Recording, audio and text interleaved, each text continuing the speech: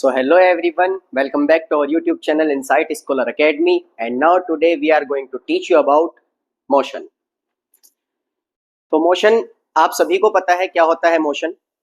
जब कभी कोई ऑब्जेक्ट अपनी पोजीशन को चेंज करता है तो उसको ही हम मोशन कहते हैं। उसके बारे में हम ब्रीफली डिस्कस करेंगे और उसके ही बारे में हम सीखेंगे आज।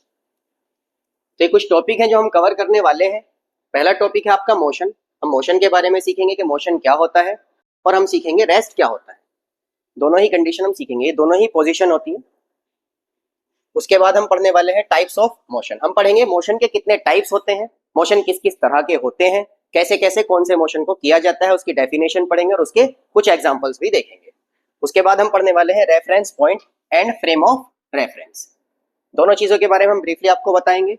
उसके बाद हम पढ़ेंगे फिजिकल क्वांटिटीज, जैसे हमारी दो फिजिकल क्वांटिटीज होती हैं और उनके बारे में हम पढ़ने वाले हैं। उसके बाद हम पढ़ेंगे डिस्टेंस और displacement, then speed and velocity, acceleration, graphs, equation of motion and circular motion. ये सब हम इस चैप्टर में कवर करने वाले हैं। तो चलिए पहला आपका शुरू करते हैं मोशन। तो मोशन क्या होता है?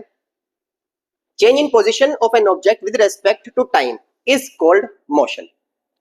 अगर हम टाइम के रेस्पेक्ट में किसी ऑब्जेक्ट की पोजीशन को चेंज करें, जैसे मैं यहां खड़ा हूं और यहां आ जाऊं, या मैं यहां इधर चला जाऊं, तो यही हमारा क्या हो रहा है, टाइम के रेस्पेक्ट में पोजीशन चेंज हो रही है, और इसी चीज को हम कहेंगे मोशन।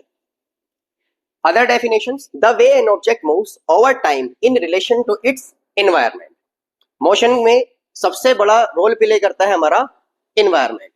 अगर ये हम फ्रेम ऑफ रेफरेंस में वैसे आगे पढ़ने वाले हैं, लेकिन मैं बताऊं, अगर एक ही साथ दो ऑब्जेक्ट अपनी पोजीशन को चेंज करें तो वहां पर एक ही तरह से अगर पोजीशन चेंज हो रही है तो वहां कोई मोशन नहीं होता। वो हम पढ़ेंगे आगे जाकर briefly. Motion is a fundamental concept in physics that described how object moves. ये बोल रहा है कि मोशन जो है वो फंडामेंटल प्रॉपर्टी है, फंडामेंटल कॉन्सेप्ट है, जिसके बारे में हमें ये पता चलता है, जिससे ये पता चलता है कि कोई ऑब्जेक्ट किस स्पीड से कितना किस पोजीशन में मूव हो रहा है। वो सारी चीजें हम पढ़ने वाले हैं मोशन में। उसके बाद आता है रेस्ट। रेस्ट बोल रहा है when the position of an object does not change with respect to time according to its surrounding और नॉट अबाउट द सराउंडिंग और एनवायरनमेंट। मतलब कि अगर कोई ऑब्जेक्ट टाइम के साथ अपनी पोजीशन को चेंज नहीं कर रहा, मैं यहां खड़ा हूं, मैं यहीं खड़ा रहूं, मैं यहां से ना हिलूं, 10 मिनट 5 मिनट 15 मिनट जितनी भी देर हो मैं यहां से नहीं हिल रहा, तो मैं रेस्ट में हूं। अगर मैं यहां से अपनी पोजीशन को चेंज कर देता हूं तो मेरा क्या हो जाता है, मोशन हो जाता है। मैं अपनी जगह से चेंज करूंगा तो वो मोशन की कंडीशन होगी। अगर मैं अपनी पोजीशन को चेंज नहीं करूंगा तो वो कंडीशन क्या होगी, रेस्ट की कंडीशन होगी। तो आई होप सबको समझ आ गया होगा। फिर से देख लेते हैं। अगर पोजीशन चेंज होती है तो मोशन है, अगर पोजीशन चेंज नहीं होती अकॉर्डिंग टू सराउंडिंग और एनवायरनमेंट तो हमारी कंडीशन जो है रेस्ट की कंडीशन है। अगर पोजीशन चेंज हो रही है तो हमारी कंडीशन मोशन वाली कंडीशन है, हम मोशन में है। चलिए, मोशन के कुछ टाइप्स होते हैं। टाइप्स ऑफ मोशन में हमारे पास जो फंडामेंटल या मेजर टाइप्स होते हैं वो 4 मेजर टाइप होते हैं। एक होता है linear motion, circular motion, rotational motion और ऑक्सिलेटरी मोशन। ठीक है, हमारे पास 4 कंडीशन है। लीनियर मोशन, लीनियर मोशन क्या होता है, जैसे कोई ऑब्जेक्ट यहां पर है ए पोजीशन पर, कोई ऑब्जेक्ट है हमारा, जैसे कोई लड़का खड़ा हुआ है ए पोजीशन पर, अब वो चलकर बी पर जाए एक स्ट्रेट पाथ पर, तो वाली कंडीशन होती है लीनियर मोशन। अगर कोई ऑब्जेक्ट स्ट्रेट पाथ पर चले तो वो वाली कंडीशन क्या होती है, लीनियर मोशन होती है। उसके बाद आता है सर्कुलर मोशन। अगर कोई ऑब्जेक्ट एक सर्कुलर पाथ पर डिस्टेंस कवर करे, जैसे ये कोई पोजीशन है, यहां पर कोई लड़का खड़ा हुआ है और वो घूम फिर के या इसकी कर्व पाथ पर चल रहा है। कैसे पाथ पर, कर्व्ड पाथ पर चल रहा है, तो इस वाली कंडीशन को हम बोलते हैं मोशन इन सर्कुलर पाथ या सर्कुलर मोशन। उसके बाद आता है हमारा रोटेशनल मोशन।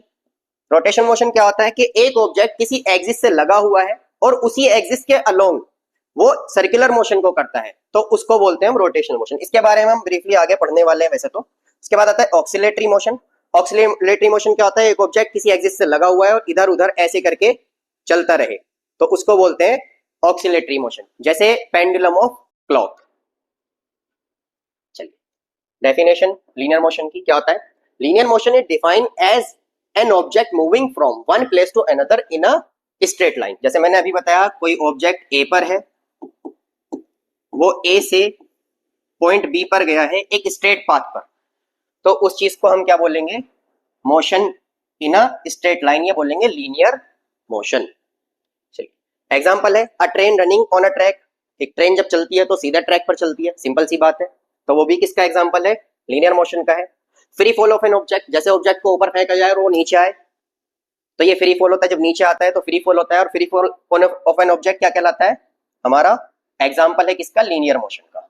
उसके बाद आता है एलिवेटर्स और लिफ्ट। लिफ्ट सीधी चलती है, एलिवेटर लिफ्ट बातें की है, लिफ्ट हमारी सीधी चलती है, ऊपर जाती है नीचे आती है, तो एक स्ट्रेट लाइन में ही चलती है, तो उस चीज को भी क्या बोला जाता है, लीनियर मोशन का ही वो एक एग्जांपल है। चलिए उसके बाद आता है सर्कुलर मोशन। सर्कुलर मोशन क्या होता है, सर्कुलर मोशन जैसे मैंने अभी बताया, जब कोई ऑब्जेक्ट मूवमेंट करे एक किस पर, सर्कुलर पाथ पर, ऐसे एक सर्कुलर पाथ है, कोई ऑब्जेक्ट इसी पाथ के अलोंग, कुछ भी इसकी रेडियस होगी वो हम आगे पढ़ेंगे, वो तो कोई दिक्कत वाली बात नहीं है, यहां पर खड़ा था, घूम फिर के यहां आ गया, कहीं भी चला जाए, चलिए जैसे ए से बी पोजीशन पर ही आ गया, लेकिन वो स्ट्रेट लाइन में नहीं आया, वो कैसे आया, वो कर्व पाथ पर आया, घूम कर आया।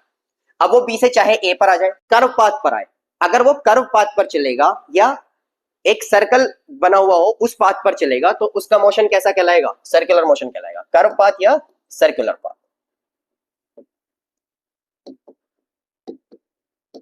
कर्व पाथ या सर्कुलर पाथ, चाहे वो हाफ सर्कल हो, चाहे थोड़ा सर्कल हो, चाहे कितना भी बड़ा सर्कल हो, पूरा सर्कल भी बना होगा तब भी सर्कुलर मोशन है, हाफ बना होगा तब भी सर्कुलर ही मोशन है, क्योंकि वो कैसे पाथ पर चल रहा है, एक कर्व पाथ के अलोंग चल रहा है।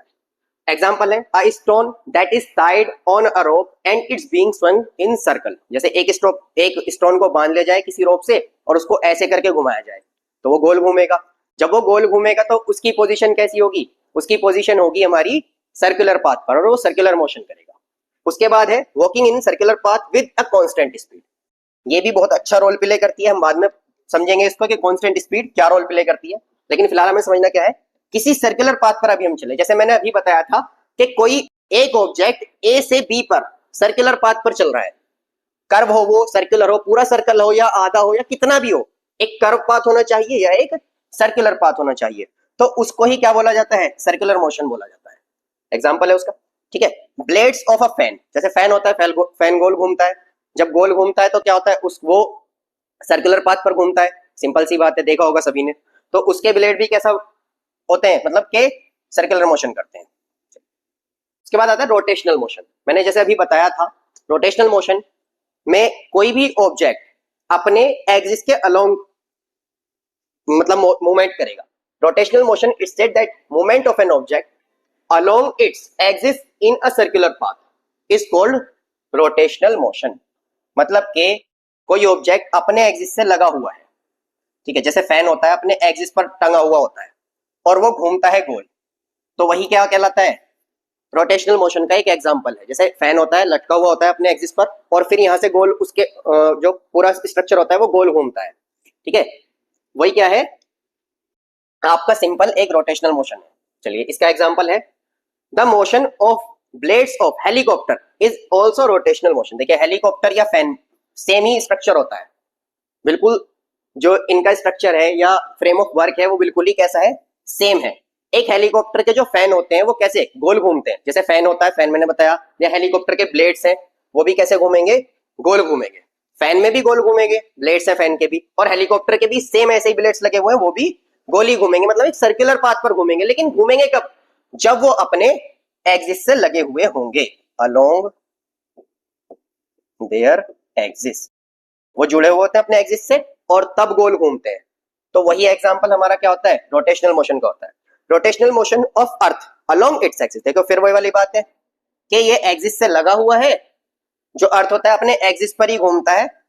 उसके बाद है motion of Ferris wheel. Ferris wheel मतलब जैसे अपनी सिंपल लैंग्वेज में अगर मैं बताऊं आपको, सिंपल लैंग्वेज में इसको आपने देखा होगा, झूला लगा हुआ होता है गोल वाला, मेले में गोल वाला झूला लगा होता है बड़ा वाला, अब वो कैसा होता है कि वो गोल तो घूमता है लेकिन दोनों तरफ से अपने एक्सिस से टंगा हुआ होता है, कुछ इस तरह से, ऐसे गोल गोल घूमता है लेकिन उसके दोनों साइड जो अपने एक्सिस से लगा हुआ होता है, तो वही एग्जांपल हमारा क्या है, एक रोटेशनल मोशन का एग्जांपल है। उसके बाद आता है ऑक्सिलेटरी मोशन। मैंने बताया था ऑक्सिलेटरी मोशन क्या होता है, जब कोई ऑब्जेक्ट अपने एक्सिस से टंगा हुआ हो या अपनी फिक्स पोजीशन पर टंगा हुआ हो और वो नियर एंड फ्रो मतलब इधर उधर चलता रहे। देखिए oscillatory motion is the term used to describe the bodies to and fro motion about a fixed point. मतलब कि एक फिक्स पॉइंट पर लटका हुआ है, जैसे पेंडुलम होता है, एक फिक्स पॉइंट पर लटका हुआ होता है और वो इधर उधर ऐसे घूमता रहता है, यहां से यहां तक उसकी पोजीशन चेंज होती रहती है। ठीक है, ये होता है नियर एंड फ्रो, इधर उधर। जब वो इधर उधर मूवमेंट करेगा तो वो किसका एग्जाम्पल होगा? ऑक्सिलेटरी मोशन का एग्जाम्पल होगा। ठीक है भाई, आई होप सबको समझ में आ ही रहा होगा। उसके बाद देखते हैं एग्जाम्पल इसके क्या है। पेंडुलम ऑफ अ क्लॉक, मतलब कि एक घंटे का, मैंने बताया ना घंटे में पेंडुलम लटका हुआ होता है, वही इसका एक सबसे अच्छा एग्जाम्पल है। बहुत सिंपल एग्जाम्पल, सभी को समझ में आता है, मोस्टली सभी ने देखा हुआ भी होगा। उसके बाद आता है swing in the park. Swing in the park, जैसे झूले लगे हुए होते हैं ना, वही वाला बात जैसे मैंने अभी पीछे बताया था, ये वाला झूला लगा हुआ होता है गोल वाला बड़ा वाला, ऐसे ही एक झूला लगा होता है शिप के शेप का। मेले में शिप के शेप का होता है, वो ऐसे ऊपर जाता है, फिर ऐसे नीचे आता है, फिर ऊपर जाता है, फिर ऐसे जाता है, फिर ऐसे नीचे आता है। देखा होगा आई होप सभी ने। तो वो भी किसका एग्जाम्पल है? ऑक्सिलेटरी मोशन का एग्जाम्पल है। The motion of the table fan is considered as oscillatory motion. देखिए टेबल फैन का भी क्या होता है, टेबल फैन ऐसे घूमता है, ऐसे घूमता है, फिर ऐसे घूमता है, तो वो भी किसका एग्जाम्पल है? ऑक्सिलेटरी मोशन का ही एक एग्जाम्पल है। आई होप सबको जो टाइप्स है, मेजर टाइप्स है मोशन के, वो सभी को समझ में आ गए होंगे। चलिए आगे चलते हैं।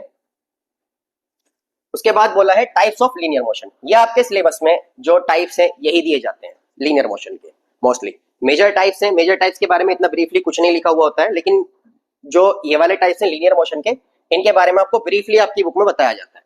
तो उसके बाद आता है uniform motion. Linear motion two type के होते हैं, यूनिफॉर्म और नॉन यूनिफॉर्म। यूनिफॉर्म कब होगा? जब स्पीड सेम होगी, स्पीड इज कांस्टेंट।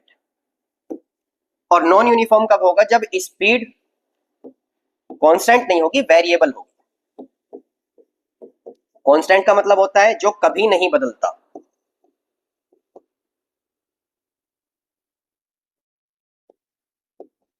कभी नहीं बदलने वाला। और वेरिएबल का मतलब होता है जो चेंज होती रहे, चेंजेबल, जो बदलता रहे। मतलब जिसकी वैल्यू बदलती रहेगी उसको बोलेंगे वेरिएबल या बोलेंगे नॉन यूनिफॉर्म मोशन, और जिसकी वैल्यू कभी भी नहीं बदलेगी उसको बोलेंगे यूनिफॉर्म मोशन। चलिए आगे चलते हैं। यूनिफॉर्म मोशन क्या है? अभी बताया जैसे मैंने कि इसकी वैल्यू कभी नहीं बदलती। डेफिनेशन क्या कहती है?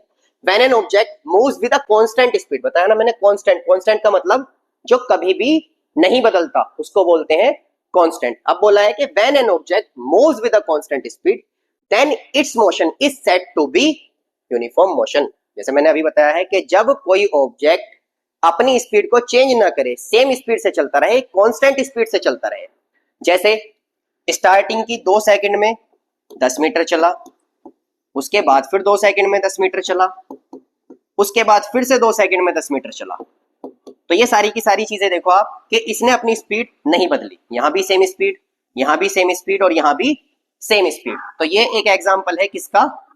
यूनिफॉर्म मोशन का।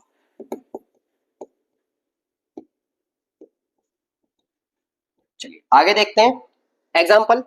A car moving at a constant speed in a straight road. जैसे मैंने अभी बताया कि एक कार कांस्टेंट स्पीड से किसी स्ट्रेट रोड पर चल रही हो। अगर स्ट्रेट रोड नहीं होगा, सिंपल सी बात है कि वो उसको अपनी स्पीड ऑब्वियसली चेंज करनी होगी, कर्व पाथ आ जाए या मोड़ लेना पड़ जाए उसको, तो क्या होगा? उसको अपनी स्पीड जो है वो चेंज करनी होगी। अगर डायरेक्शन को चेंज करेगा तो स्पीड कम ज्यादा करनी होती है, तो ऑब्वियसली सिंपल सी बात है। ठीक है। A clock's hour hand moving at a constant speed. आप सभी को पता है कि क्लॉक में जो आवर हैंड होता है, घंटा होता है, वो 1 घंटे में अपनी पोजीशन चेंज करता है, बिल्कुल एक जैसी स्पीड से चलता रहता है। या सेकंड वाली सुई होती है, कोई सी भी सुई को आप देख लो, जो भी हैंड आप देखोगे वो कैसा होता है, वो एक कांस्टेंट स्पीड से चलेगा। ऐसा नहीं है कि 1 मिनट में एक 60 सेकंड की जगह 120 सेकंड हो गई या 90 सेकंड हो गई। अगर 60 सेकंड है तो 60 ही होनी है ऑब्वियसली। तो वो भी क्या एग्जांपल है? यूनिफॉर्म मोशन का ही एक एग्जांपल है। उसके बाद है अर्थ रिवॉल्व्स अराउंड द सन। हमें पता है 24 आवर होते हैं एक दिन में, या जैसे सूरज 7 बजे निकल रहा है या 6 बजे निकल रहा है, तो सेम ही टाइम पर निकलता है मोस्टली डेली। वो टाइम के अकॉर्डिंग चेंज होता रहता है। एक दिन के 24 घंटे से 23 तो नहीं हो जाते, 23 तो नहीं हो जाते भाई, 24 है तो 24 ही रहेंगे। मतलब कि जो अर्थ मूव कर रहा है वो एक कांस्टेंट स्पीड से कर रहा है, अपनी स्पीड को ना कम कर रहा है ना ज्यादा कर रहा है। तो वो भी किसका एक एग्जांपल है, एक यूनिफॉर्म मोशन का एग्जांपल है। चलिए आगे देखते हैं non uniform motion. Non uniform motion में जैसे मैंने अभी बताया कि स्पीड कैसी होगी बच्चों, वेरिएबल होगी। वेरिएबल होगी मतलब क्या बोला है, when an object moves with a variable speed then its motion is said to be non uniform motion. Sorry, non uniform motion मतलब कि जब कोई ऑब्जेक्ट अपनी स्पीड चेंज करता रहे। सपोज दैट जैसे बाइक स्टार्ट करते हैं, स्टार्टिंग में चलाई 10 सेकंड के लिए 30 की स्पीड से, फिर आगे रोड खाली मिला 10 सेकंड चलाई 50 किलोमीटर पर आवर की स्पीड से, फिर आगे रश मिल गया 10 सेकंड के लिए जाकर रुक गए। तो देखिए शुरू में 10 सेकंड जो चलाई 30 किलोमीटर पर आवर की स्पीड से चलाई, उसके बाद 10 सेकंड जो चलाई बच्चों वो 50 किलोमीटर पर आवर की स्पीड से चलाई, उसके बाद 10 सेकंड रश मिला, जाम लगा हुआ था, गाड़ी जाकर रुक गई। जब जाकर रुक गई तो स्पीड क्या हो गई, 0 किलोमीटर पर आवर। अगर देखा जाए तो हर 10 सेकंड में वो अपनी स्पीड को चेंज कर रहा है, तो उसको ही क्या बोलेंगे, non uniform motion. I hope सभी को समझ आ रहा होगा। आगे देखते हैं एग्जांपल है a horse riding. Horse riding से क्या मतलब है, हॉर्स जो है वो अपनी स्पीड बदलता रहता है। जैसे उसे खाली रास्ता मिलता है, वही वाली कंडीशन मैंने बताया, खाली रास्ता है तो तेज चलेगा, खाली रास्ता नहीं है तो आराम से चलेगा। मतलब उसे देखना पड़ेगा ना आगे कोई लोग तो नहीं खड़े हैं या कुछ है तो नहीं आगे, वो अपने अकॉर्डिंग चलता है। ठीक है। A car colliding with another car, अगर दो कारों की टक्कर हो जाए, कोलाइड करने पर क्या होगा, जाहिर सी बात है कि उनकी जो स्पीड होगी वो कम होगी। भाई कोलाइड नहीं कर रहे, वो अपनी एक जैसी स्पीड से चले आ रहे हैं, अब आपस में टक्कर हो गई, टक्कर होने के बाद क्या होगा, स्पीड तो ऑब्वियसली कम होगी ना, तो उसको भी क्या, वो भी किसका एक एग्जांपल है, नॉन यूनिफॉर्म मोशन का एग्जांपल है। A cricket ball come to rest after being hit by the bat, एक क्रिकेट बॉल को बैट से मारा, मारने के बाद वो ऑब्वियसली जाकर रुकेगी, उसमें भी कुछ साइंस लगेगी, वो भी हम देखेंगे, लेकिन वो जाकर रुकेगी जरूर, स्पीड एक जैसी नहीं होगी, तो वो भी किसका एग्जांपल है, नॉन यूनिफॉर्म मोशन का एग्जांपल है। तो ये आपके लीनियर मोशन के जो दो टाइप्स थे वो आप समझ गए हैं। यहां तक आपका सिलेबस कंप्लीट हो गया है अब तक का। तो चलिए अब आगे देखते हैं, यहां तक का सिलेबस आपने देख लिया, आई होप सभी को समझ आ गया होगा। उसके बाद आगे चलते हैं, आगे है reference point and frame of reference. वैसे तो कॉन्सेप्ट एक जैसा लगता है, थोड़ा बिल्कुल माइनर डिफरेंस होता है दोनों में। क्या है, अ लोकेशन और object used for comparison to establish whether something is in motion is called frame of reference. मतलब के किसी एक ऑब्जेक्ट को हम यूज करें, जैसे मैं घर के अंदर बैठा हुआ हूं, अब घर के अंदर बैठने से आगे कोई और चीज बस जा रही है, बस जाने के लिए मैंने देखा बस जा रही थी, अब बस मुझे चलती हुई दिखाई देगी, सिंपल सी बात है चलती हुई दिखाई देगी, तो जो मेरा हाउस था, जो मेरा घर है, मैंने वहां से बस को जाते हुए देखा, तो वो घर ही क्या कहलाएगा, फ्रेम ऑफ रेफरेंस कहलाएगा। पूरा का पूरा घर क्या कहलाएगा, फ्रेम ऑफ रेफरेंस कहलाएगा। एग्जाम्पल है, if I am standing in the back of a moving truck, the truck is now my frame of reference and everything will be measured compared to it। देखो इसने बोला है कि मैं अगर truck के बीच पीछे खड़ा हुआ हूं, मैं देख रहा हूं, ट्रक के पीछे खड़े होकर देख रहा हूं ट्रक चल के जा रहा है। अब जब जैसे ट्रक जा रहा है चला हुआ, मैंने देखा कोई लड़का खड़ा हुआ था, उसको मैंने देखा, अब मैं तो चला हुआ जा रहा हूं, वो लड़का मुझे पीछे जाता हुआ दिखाई देगा। या पेड़ आते हैं, ट्रीज आते हैं, ट्रीज को हमने देखा, ट्री जैसे हैं वहां रुके हुए हैं, वो तो अपनी पोजीशन नहीं चेंज कर रहे, मैं अपनी पोजीशन चेंज कर रहा हूं, या बॉय जो भी इसने बोला है कि वो अपनी पोजीशन चेंज कर रहा है। तो जैसे वो आगे चला गया, ट्रक में लड़का आगे चला गया, पेड़ वहीं रुका रह गया, तो उसने अपने आप को कंपेयर करा किसके अकॉर्डिंग, कंपेयर करा ट्रक के अकॉर्डिंग। जो हमारा ट्रक था वही हमारा क्या हुआ, फ्रेम ऑफ रेफरेंस हुआ। जैसे हमने ट्रक के अकॉर्डिंग कंपेयर करा दूसरे ऑब्जेक्ट को, ट्री को ऑब्जेक्ट, अभी जैसे मैंने कहा कि ट्री को कंपेयर करा हमने किसकी स्पीड के अकॉर्डिंग, ट्रक की स्पीड के अकॉर्डिंग। एक ऑब्जेक्ट से दूसरे ऑब्जेक्ट की स्पीड को कंपेयर करें तो वही क्या होता है, फ्रेम ऑफ रेफरेंस होता है। ठीक है, something that is used to access whether or not something else is moving is called a point of reference। जैसे बोला कि अगर किसी एक ही चीज को या समथिंग, जैसे मैं खड़ा हुआ हूं, मैंने किन्हीं दो ऑब्जेक्टों को देखा, अब जैसे ट्रक में तो मैं खड़ा हुआ था, मैं यहाँ खड़ा हुआ हूं, मैंने देखा एक लड़का इधर से जा रहा है, एक लड़का इधर से जा रहा है, दोनों लड़के जा रहे हैं। अब मैंने उन दोनों का कंपैरिजन करा, कंपैरिजन करने में मैंने क्या देखा कि क्या मैं हुआ उन दोनों का पॉइंट ऑफ रेफरेंस, ये भी मोशन कर रहा है, ये भी मोशन कर रहा है, इनकी स्पीड सेम है या नहीं है, ये एक जैसे चल रहे हैं नहीं चल रहे हैं, या एक रुका हुआ है एक जा रहा है, तो मैं क्या हुआ, मैं हुआ पॉइंट ऑफ रेफरेंस उन दोनों के लिए। ठीक है, आगे है example, if you drink coffee in your house and from the window you see a boy riding a bicycle and then you measure his bicycle, then home is the reference point. ने देखा मैं coffee P रहा था, वही वाली बात जैसे मैंने शुरू में बताई थी, मैं कॉफी पी रहा था तो मेरा घर क्या हो गया, फ्रेम ऑफ रेफरेंस। सेम ऐसे ही पॉइंट ऑफ रेफरेंस, क्योंकि मैंने उसको देखा जाते हुए। ठीक है, आई होप ये चीज आपको क्लियर हो गई होगी। अच्छा, इसका एक और एग्जांपल देता हूं। जैसे दो लड़के बाइक पर जा रहे हो, दो लड़के बाइक पर जा रहे थे, उन्होंने देखा कि तीसरा लड़का खड़ा हुआ उनको देख रहा है। ठीक है, अब मैं बाइक पर जा रहा हूं, सपोज दैट मैं पीछे बैठा हूं, सामने कोई और आगे बैठा हुआ है। अब मैंने जैसे आगे वाले अपने लड़के को देखा, तो हम दोनों एक जैसी स्पीड पर हैं, क्योंकि हम बाइक पर हैं, दोनों ने एक जैसी स्पीड पर मतलब मूवमेंट कर रहे हैं हम दोनों, तो हम दोनों की जो स्पीड होगी वो सेम होगी, मतलब कांस्टेंट होगी हमारे लिए। तो मेरे लिए पॉइंट ऑफ रेफरेंस अलग हुआ, और जो लड़का हमको तीसरा देख रहा था दोनों को, उसके लिए पॉइंट ऑफ रेफरेंस अलग हुआ। उसके लिए हम मोशन में हैं और मेरे लिए सामने वाला लड़का रेस्ट में है। तो रेफरेंस पॉइंट या पॉइंट ऑफ रेफरेंस सिंपल सी एक ही बात है कि अगर हम किसी चीज का कंपेयर करना चाहते हैं कि वो मोशन में है या रेस्ट में है, तो उसके लिए हम देखते हैं frame of reference. Frame of reference के अकॉर्डिंग हमको ये पता चलता है कि वो मोशन में है या रेस्ट में है। जैसे मैं अभी रेस्ट में सभी को लग रहा हूँ, लेकिन जैसे अर्थ मूव हो रहा है तो हम तो सभी मूव हो रहे हैं, तो हम मोशन में भी हो सकते हैं। तो वो होता है पॉइंट ऑफ रेफरेंस। एक ऑब्जेक्ट से दूसरे ऑब्जेक्ट का कंपैरिजन करने के लिए जिस रेफरेंस पॉइंट को हम यूज करते हैं उसको बोलते हैं पॉइंट ऑफ रेफरेंस। आगे है फिजिकल क्वांटिटीज। फिजिकल क्वांटिटी क्या होती है? फिजिकल क्वांटिटी वो क्वांटिटी होती है that can be measured. The quantities which can be measured are called physical quantities. जैसे गुस्सा है, अब मुझे गुस्सा आ रहा, कितना गुस्सा आ रहा है, या किसी से प्यार मोहब्बत इश्क हो जाए किसी को, तो कितना हो रहा है, किलो हो रहा है, 2 किलो हो रहा है, 10 किलो हो रहा है, तो ये तो हम नाप नहीं सकते। सिंपल सी बात है। हम क्या देखते हैं, हमें पता चला कोई ऑब्जेक्ट रखा हुआ है, अब कोई पूछे कितने किलो का है, 5 किलो का है, तो हम इसको नाप सकते हैं? नहीं नाप सकते, बिल्कुल नाप सकते हैं। तो जिन क्वांटिटीज को हम मेजर कर सकते हैं उनको बोलते हैं फिजिकल क्वांटिटी। गुस्से को मेजर नहीं कर सकते, प्यार को मेजर नहीं कर सकते, ठीक है, किसी से ईर्ष्या है, घृणा है, उसको मेजर हम नहीं कर सकते, किसी में ज्यादा एटीट्यूड है उसको भी मेजर नहीं कर सकते, लेकिन किसी चीज का वेट कितना है, कितने मीटर हम चले हैं, ठीक है, कितना टेम्परेचर हो रहा है, उन सारी चीजों को हम मेजर कर सकते हैं। तो जिनको भी मेजर कर सकते हैं उनको क्या बोलते हैं? Physical quantity. चलिए, physical quantities have magnitude and unit both. Simple सी बात है कि फिजिकल क्वांटिटी अगर होगी तो उसका मैग्नीट्यूड होगा कुछ ना कुछ और यूनिट भी होगी। जैसे मैंने अभी लिखा 5 किलोग्राम, तो बच्चों ये जो 5 है ये होता है मैग्नीट्यूड, मतलब के वैल्यू, इसको न्यूमेरिक वैल्यू भी बोलते हैं, इसको बोलते हैं न्यूमेरिक वैल्यू। और ये जो किलोग्राम है ये होती है यूनिट।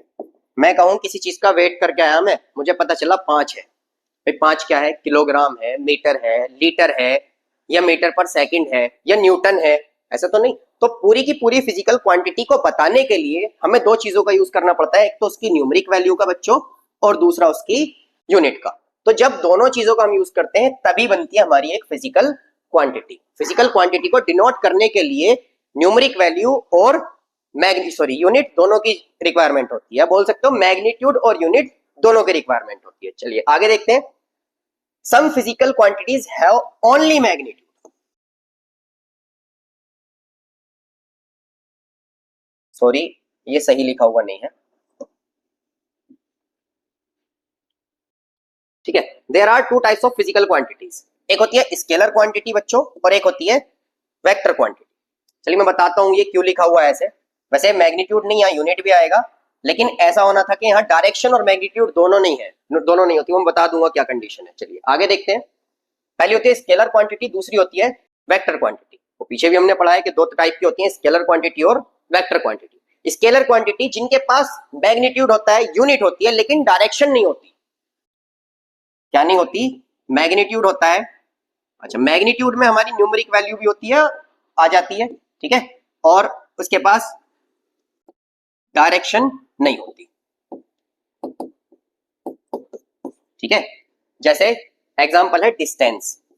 डिस्टेंस के पास मैग्नीट्यूड है लेकिन डायरेक्शन नहीं है। अब मैं किसी भी डायरेक्शन में चलूं, मैं यहाँ घूमता रहूं, इधर जाऊं, उधर जाऊं, इधर जाऊं, उधर जाऊं, तो मेरी जो है डायरेक्शन जुड़ती रहेगी, मतलब डायरेक्शन चेंज करूं ना करूं लेकिन मेरा डिस्टेंस जो है वो जुड़ता रहेगा। अब मुझे ए पॉइंट से बी पॉइंट पर जाना हो सपोज दैट, और मैं यहां पर 10 राउंड लेता हूं, मैंने यहां 10 राउंड लिए, तो मेरी जितने भी मैंने राउंड लगाया, जितना मैंने डिस्टेंस करा, वो सब एड अप होता रहेगा। ठीक है, तो फिजिकल क्वांटिटी वो होती है जिनको डायरेक्शन की कोई रिक्वायरमेंट नहीं होती, सिर्फ किसकी रिक्वायरमेंट होती है, मैग्नीट्यूड की होती है। ठीक है, उनको बोलते हैं फिजिकल क्वांटिटी। दूसरी होती है जिनको, जैसे टेम्परेचर है या मास है। दूसरी क्वांटिटी होती है जैसे वेक्टर क्वांटिटी है, the quantities which have magnitude and direction both, जिनके पास मैग्नीट्यूड भी है और डायरेक्शन भी है, उसको बोलते हैं वेक्टर क्वांटिटी। Example displacement. अब जैसे डिस्प्लेसमेंट की मैं बात करूं, मैंने जैसे अभी बताया था, मैंने 10 राउंड लिए और मैं ए पॉइंट पर वापस आ गया, तो मेरी पोजीशन तो चेंज नहीं हुई, मैं ए से चला हूं, ए पर ही वापस आया हूं। जब पोजीशन मेरी सेम है, इनिशियल पोजीशन और फाइनल पोजीशन अगर सेम है, तो डिस्प्लेसमेंट जीरो हो जाता है। तो ये डिपेंड करते हैं किस पर, डायरेक्शन पर भी डिपेंड करते हैं। ये मैग्नीट्यूड पर तो डिपेंड करते ही करते हैं, लेकिन साथ के साथ किस पर डिपेंड करते हैं, डायरेक्शन पर भी डिपेंड करते हैं। अगर हमारी डायरेक्शन सीधी है, एक स्ट्रेट लाइन में मैं चला जा रहा हूं, तो मेरा मैग्नीट्यूड, मतलब मैग्नीट्यूड तो है, डायरेक्शन भी है, तो मेरा डिस्टेंस और डिस्प्लेसमेंट सेम होगा, ऐड होता चला जाएगा। लेकिन जैसे मैंने रिटर्न कर लिया, रिटर्न करने में मेरी डायरेक्ट डिस्टेंस तो ऐड होती रहेगी, मेरी डायरेक्शन चेंज हो गई, डिस्टेंस से कोई फर्क नहीं पड़ रहा, डिस्टेंस को डायरेक्शन से लेना ही कुछ नहीं, वो तो ऐड होती रहेगी। लेकिन अगर मैंने अपनी पोजीशन चेंज कर ली, मैं रिटर्न आने लगा, जिस पॉइंट से मैं जा रहा था उसी पॉइंट पर आ गया, तो मैंने क्या देखा कि मेरा जो डिस्प्लेसमेंट था वो घटने लगेगा, क्योंकि मैं वापस आ रहा हूं। ठीक है, ऐसे ही वेलोसिटी और फोर्स, इनके बारे में पढ़ेंगे। देखो फोर्स से क्या है, मैं ये कहूं किसी ऑब्जेक्ट को घुमाना है, मतलब हिलाना है। ठीक है, पता चला इधर को तो हिलाने नहीं था, फोर्स इधर को ही लगा दी। तो फोर्स लगाने के लिए हमें क्या चाहिए, एक डायरेक्शन चाहिए, तभी तो मैं उस ऑब्जेक्ट को अपनी जगह से दूसरी जगह लेके जाऊंगा। मतलब उसकी कुछ भी प्लेस है, वो कहीं पर भी प्लेस्ड है, उसको मैं आगे लेकर जाना चाहता हूं, तो आगे लेकर जाने के लिए मुझे एक पर्टिकुलर डायरेक्शन में फोर्स को तो लगाना पड़ेगा, या मैं ऊपर से नीचे की तरफ फोर्स लगाऊं, या नीचे से ऊपर की तरफ उसको उठाने की कोशिश करूं। भाई किसी भी पोजीशन में उसको उठाने के लिए मुझे किसकी रिक्वायरमेंट होगी, डायरेक्शन की रिक्वायरमेंट होगी। चलिए, आई होप अभी तक सभी को समझ में आ रहा होगा। आगे है बच्चों डिस्टेंस। जैसे मैंने अभी बताया, डिस्टेंस क्या है, total length of path covered by an object. मतलब कि टोटल लेंथ ऑफ पाथ से क्या मतलब है कि जितना भी कोई ऑब्जेक्ट चला हो, चाहे जितना भी चला हो, जैसे मैंने अभी बताया है, मैं ए से बी पर गया और यहां से यहां तक का डिस्टेंस 10 मीटर था बच्चों, और मैंने यहां के 5 राउंड तो ऐसे लिए और 5 राउंड ऐसे लिए, तो टोटल मैंने 10 राउंड्स लिए। अब इन 10 राउंड का जितना भी डिस्टेंस होगा, 10 मीटर था एक तरफ से, 10 मीटर फिर दूसरी तरफ से, फिर 10 मीटर इससे, फिर 10 मीटर इधर से, तो सारा का सारा ये डिस्टेंस हमारा ऐड होता रहेगा। तो टोटल में 100 मीटर चलूंगा, क्योंकि मैंने जितना पाथ कवर किया वो किसी भी डायरेक्शन में है, उससे कोई फर्क मुझे नहीं पड़ता। अगर मैंने पाथ कुछ कवर किया तो मेरा डिस्टेंस ऐड होता रहेगा। ठीक है, the unit of distance is metre, it is a scalar quantity, पीछे हम पढ़ दें, कोई दिक्कत नहीं है। An odometer is a device that measures the distance of an vehicle has travel. Odometer लगा होता है, गाड़ी कितने किलोमीटर चली हुई है, तो वो क्या डिस्टेंस, वो क्या ट्रेवल करता है, मतलब क्या मीजर करता है, वो मीजर करता है हमारा किसको, डिस्टेंस को। अब ऐसा तो नहीं है मैं अपने घर वापस आ रहा हूँ लौट के, तो मेरा डिस्टेंस खत्म हो गया उसमें से। भाई मैंने घर से चलना शुरू करा, मैं सारे इंडिया में घूम घाम के आ गया, घूम घाम के आने के बाद मैंने घर में लाके बाइक खड़ी कर दी, बाइक खड़ी करते ही मैंने देखा मेरा ओडोमीटर 0 दिखा रहा है। ऐसा तो नहीं होता। क्यों नहीं होता, क्योंकि वो डिस्टेंस को मेजर करता है, ना कि डिस्प्लेसमेंट को।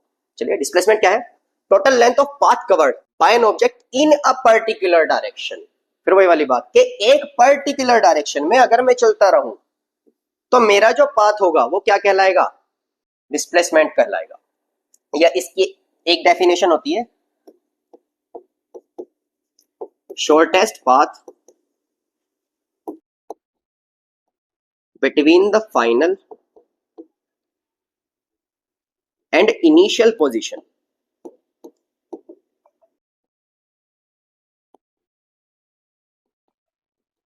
Of an object.